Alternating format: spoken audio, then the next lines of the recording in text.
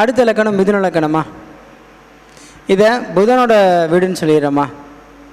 புதன் தானே மிதுன லக்கணத்துக்கு, இல்லை எதுவும் சனி கினி செவ்வாய் வருவாரா? புதன் தானே வருவார். அப்போது இந்த வீடை நம்ம என்ன சொல்லிடுவோம்? மிதுனத்தினுடைய வீடை, காதல் வீடு தானே இது.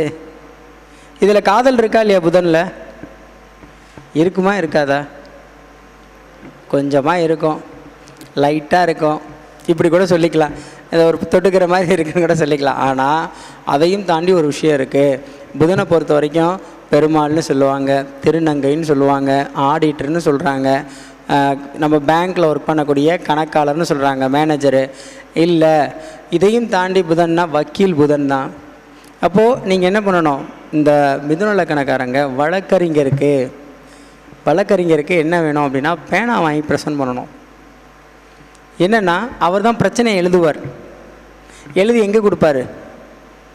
கோர்ட்டில் கொடுப்பாரா? அந்த கோர்ட்டில் தீர்ப்பு வருமா?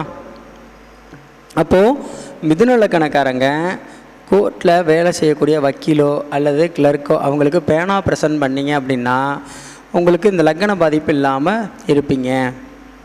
ரொம்ப எளிமையான பரிகாரம் தான். ரொம்ப நீங்கள் தாம் தூம்லாம் பண்ண வேண்டாம்.